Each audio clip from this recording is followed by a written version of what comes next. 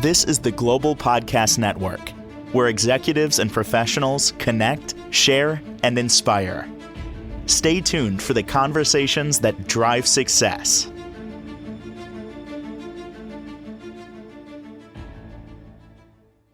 And welcome back, everybody. She has a way of providing ideas and insight that really move your life forward or allow you to look at things in a different way. And she used a term called forest bathing when we got together in the past, i.e., I guess we call it hiking, just going out in the woods. So simple, but so much can come from that, right down to feeling grounded, feeling connected with yourself, not only just nature. And I want to start there because it's 4 degrees at night here. You know, I don't even know what the temp here in New York is right now. Probably, 17. I am thinking about intentionally going into the woods tomorrow. We had some snow, maybe even tramping through that. It's calling me like something is missing. And I think that's what it is. And I think that it sounds ridiculous, but I'm not grounded. I'm not grounded. And I kind of need it. And by the way, let me introduce her. She's a professional of the year and just an amazing art therapist. Barbara Robertson is back with us. Welcome. How are you doing today? Oh, thanks, Steve. I am in a state of creative frustration. And I, too, could use a little forest bathing right now to calm my nervous system because it is firing off like nobody's business. But I hope that what I can do is invite you and our viewers to kind of pull your imagination in and invite it to do a little bit of work with us. So I was first thinking of sharing a talk that I had attended a couple of weeks ago called The Spirit of Creativity. And I was thinking about how creativity and courage seem to me to be connected. And how there are situations where it takes courage to be creative. And then the flip side of that is kind of the forest bathing thing, where what we see in the forest, I did a little bit of research on that after the session where we talked about it, and I discovered that there's a thing in nature and geometry called fractals. And that is where something in a similar form creates repetitions of itself in smaller and smaller scale. So you should be able to see some really great examples of fractals on your hike in the woods in the wintertime, because the way that a tree branches out is a wonderful example of fractals. So a tree starts with a trunk, and then usually the trunk sort of divides at some point. So there's 2 big branches, maybe more, but typically 2 that are each about half the dimension of the trunk. And then those branches begin to branch off in smaller branches, and those branch off into smaller branches, and those branch off into twigs. And then the twigs branch off into leaf stems. And so there's a very kind of proportional, progressive geometry in how a tree grows and expands. So imagine any tree. You could look out your window if you have a window and look at a tree with bare branches and see how that works. Imagine if you looked at an evergreen pretty closely, you could see how they work the same. And then there's the needles on the evergreen tree, and they probably break down similarly. Another wonderful example is a fern. So fern starts as a kind of a central stem and its branches out. And then if you look in each branch, there's sort of a vein, and that vein branches out. And then there's little bumps on the edge of each fern branch that kind of replicates the bumps of the individual branches on the big fern leaf. Never thought of that. So ridiculous. I, You know, I know. I know. there's I art didn't think in of it either. the beauty of that. And well said, even looking at that tree, you take it for granted, coming from the roots, the trunk, the branch, and how it branches out. Um, Beautifully done and very artistic. And now that I'm thinking about it, in this building that I'm in right now, um, Hmm. there's no trees. No wonder. Right. I'm looking, I'm thinking, Right. I can't, the windows are way back there. But when I look out in the distance, there are trees. And if I walk outside, there's a tree here, a tree there. But, and in front of my window, nothing except another building and asphalt. And um, we need that, don't we? The grounding. Yeah. Yeah, we do. We Mm. really do. I Yeah. want to go back to what you said, courage and creativity. And I get that you have to have courage to be creative because if you do something, you're putting yourself out there. Others are going to see it. You want Right. them to see you in a good light, you know, Right. and you're Right. you're Right. vulnerable to criticism about what you created. But does it take courage to be creative on your own where you're not showing it to anybody and it's your own thing that you're messing around with, so to speak? I think on one level it might.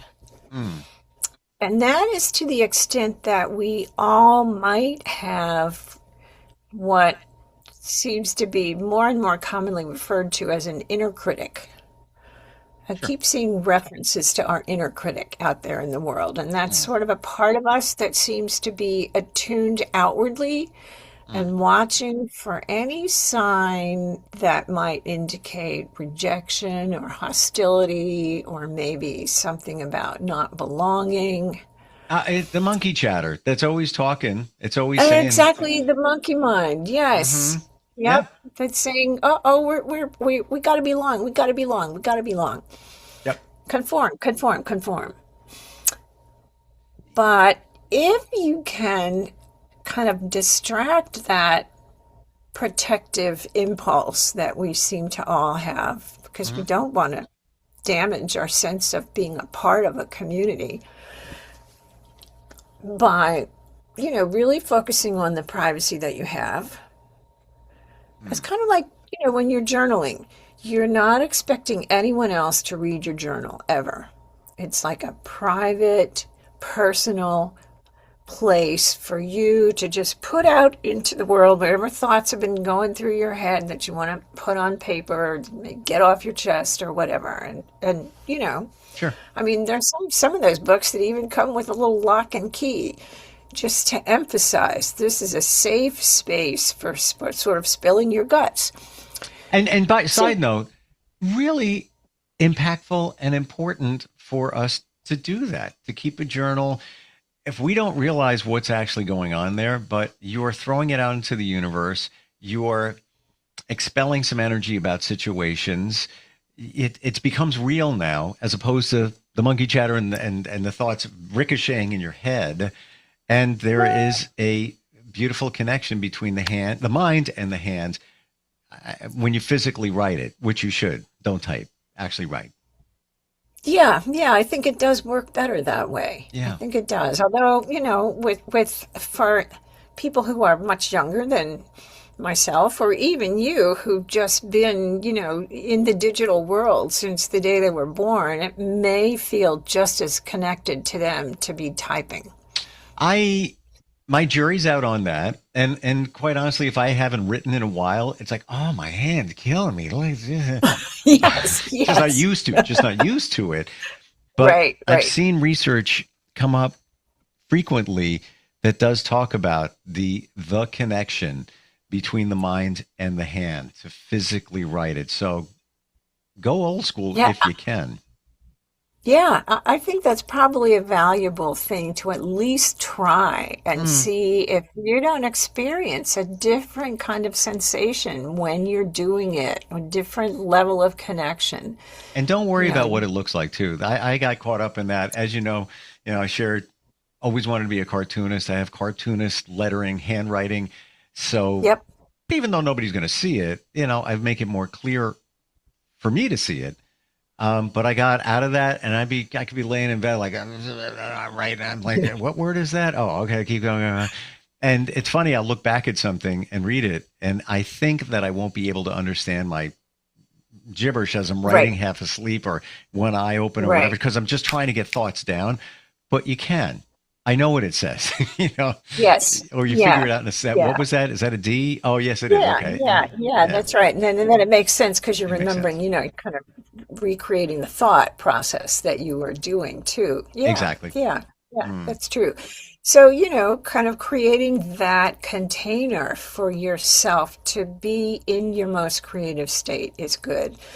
And I know I come back to this often, but for me, play is something that helps to really solidify that container for me. So if I decide that I'm not really making art, I'm just going to play around with my paints, I find that I can be much looser in the things it occurs to me to try to Mm. do with the paint.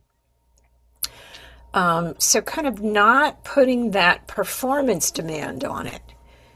I think that's kind of what it boils down to, what the context of play takes it out of, because we don't get evaluated for our level of play Yeah. as kids.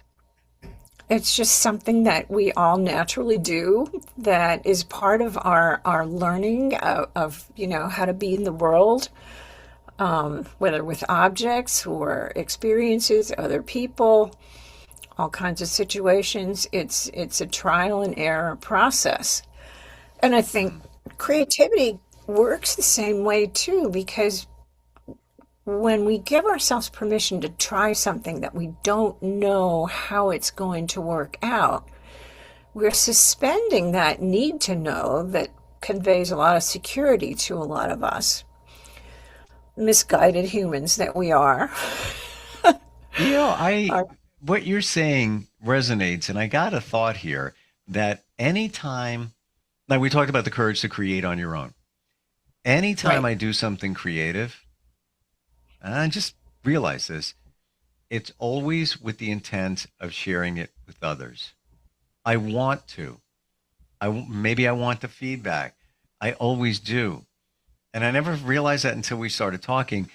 On the reverse of that, there will be times where I'll play.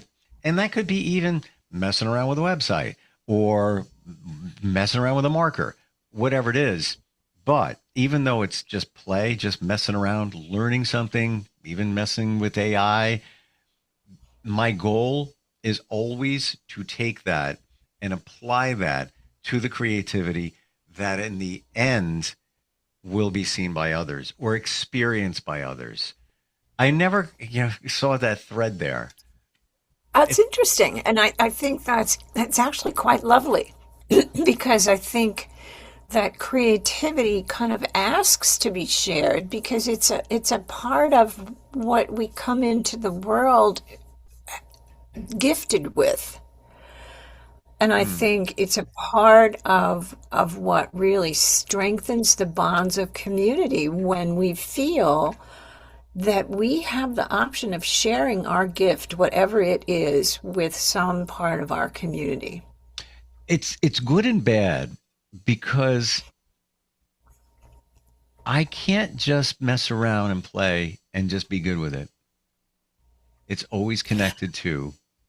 Well, I think that's true because when we're messing around and playing, we're not always going to be good with everything that shows up, but that's a part of what happens in that process. I think when we see something happen on the page or on the screen, whatever the medium is that we're working with, Mhm. we could be talking about baking bread as, Sure. as, as much as doing something, with vision or language, imagery, anything that you decide to create with, there are going to be some things that really resonate with you more than others. And the real trick is to notice what lights you up when it happens. What lights me 'Cause up is sharing it with others, or the thought of knowing that's going to happen. The only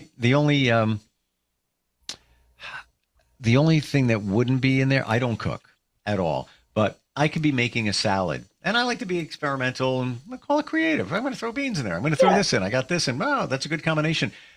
Nobody's going to experience that except me. So maybe that's the exception to that. If you want to say, making a salad or cooking something is creative, nobody else has to be part of that except me. But I guess there is a little bit of creation in there. But anything else, I'm wired to share. But sometimes that might get in the way of the play, where instead of just make something, it doesn't matter. It's always with a goal. It's always with a goal. Well, let me ask you this. When you feel like sharing something, I mean, are there times when you're going, oh yeah, I really want to share this, but I'm not so keen on that? 100%. Yeah, for sure. Okay, that's what I'm talking about. The stuff that you value is the stuff you want to share. But what I'm saying here is the play, which is what we should all do, be creative, be kids. I'm doing it to either learn a new technique, try something different, but the eventual goal is to take what I've learned and apply it to something I can create that I will share. So it's not just, I'm just playing here and I'm going to put it away. I have a goal. I didn't think of that until now. I wish I could shut that off and just play sometimes. Huh. Well, I don't know that it's necessarily a disadvantage though, because um, I think that's kind of what it's for. I mean, even if you think about little kids, toddlers, when they play in the company of other toddlers, Hmm.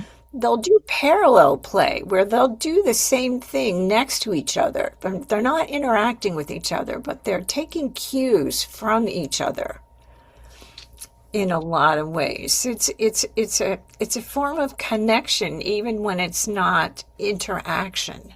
So if you're saying if you have two kids and they are, let's say they're coloring, they're side by side, they're not connecting or communicating, but they know they're both doing the same exact thing.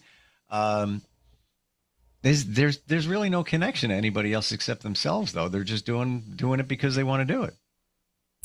But they're doing it in the companion, in the company of another person. So that, on a very Mm. basic level, tells them that they are being accepted. Okay. All right. I see it. I see You it. see it? You Yeah. see it? They're not being shunned or pushed away and saying, "No, you can't color. I'm coloring. You can't color. You have to stop coloring." Well, that's not to say that can't happen. Well, it certainly can happen, yes. Yeah. And siblings especially will vie for the Oh, roles that are very specific, give me the orange crayon now. I'm taking a snap. Right. Oh, absolutely. Yes. Yes. No, you can't use orange in my, I'm using orange. You Right. can't make your same guy orange. Yeah. It can happen, but I Yes. see So, what you're saying is there is some type of community connection because they're both doing the same thing at the same time. So they are connected, even though maybe not in the sense that we might think they are. right. And even if they're not really doing the same things, like I think of my daughter's twin boys who are coming up on 2 pretty soon, they can inhabit the same space and be meandering around that space and picking up different toys and seemingly not too aware of each other. But on some level, my hunch is that they know they're there with somebody else who's also doing exploring. Right. So it can be just very broad where the parallel is. It's actually, I think, a wonderful thing if they're both doing the same thing at the same time. It's got to make you feel comfortable. Well, they're doing it. I'm going to do it. Maybe, and there could be judgment ensuing, but maybe not. They're just doing their thing. You know? Yeah, yeah. I think we do tend to find affirmation in doing things in unison with other people, Hmm. Hmm. even if they're not really big things. I mean, you're walking down the sidewalk in New York and you go down the stairs and you get on a subway train because you're going someplace and you're surrounded by other people and they're all going different places, but you're all going someplace. Exactly. You're all in transit in that part of the day. At a psychological level, you might not even realize what's going on there, but it's almost the same when you go to a concert or a music venue and you've Yes. got hundreds of people all absorbing the energy of the music and enjoying it all at the same time. You don't know why you like it, but people say, I love live music. The question here is, do you really like the players and the musicians and the singers? Or do you also, or maybe only, like the connection? Like they could be playing any kind of music. They could be playing whale music. You don't even know what it is, but you're Right. collectively experiencing it at the same time. I do think it's the collective energy, Me too. you know. And yeah, I really do, because even if not everybody liking the music at the same time, you're all hearing the same rhythm, you're feeling the same beat. There's a unity there that we don't always experience, and I do think it magnifies really positive energy just in an amazing way. 100 billion%. And it's, one person feels like, well, I kind of like that music. This is nice to be out. Everybody's feeling the same thing. The vibration in the room has to be elevated so much that it just feels good. So yeah, I'm going to plunk $15 for my admission and next time, and I'm going to go because it's almost addictive. You don't know what it is. You say it's just the band. Is it really just the band? I don't think so. Yeah, no, Yeah. I think it's the crowd. I think it's it's everybody sharing a similar experience. Yeah. And then there's And also so I do there's, think that there's a lot of value in sharing what creativity we've come up with ourselves. I it's do. even when I think of like when my daughter would ask to paint something or draw something, and we would do it together, it just makes it more fun. We're both doing the same thing. Yep. Hmm. Yeah, yeah, it does. And I think that's part of what really makes art therapy work as well, because you're in this situation where there's a container. It's private, confidential between the therapist and the client, and they're doing something and they're being witnessed doing it. And I really, strive to make my energy as accepting and affirming as possible of whatever shows up on the paper, because I really do believe that whatever shows up is coming for a reason. It's showing up because there's something in that mark, the way the mark is going, the color of it, the pressure of it, whatever it, went into the making of that mark or that color or that shape Don't we take it for has granted? has Yeah. some meaning. Yeah, it has Yes. some meaning to that person's spirit, their sort of ethereal experience that, you can't put words to that. But there's something really valid about it. And I think then the experience of having that witnessed and validated by another human being, it's conferring that same kind of feeling. I am an acceptable human being. You open a lot of doors here. We're out of time, but when you think about it, going to the music experience, I'm just going to go see a band. There's more to it than that. I'm going to go draw something. I drew a line. There's more to it than that. There's a lot of intentionality there, but we don't realize what's really really going on there. Same thing with I'm going to take a bath in the forest tomorrow. I am. You think I'm kidding? I'm Yes. not. I am. Um, I I why? look forward to hearing about it. Yeah. I'm looking forward to going. Actually, dressing warm, of course. What's the best way to connect with you, Barbara? So the best way would be to shoot me an email. I would love to hear from you. And that would be B Robertson, Robertson.atr @gmail.com.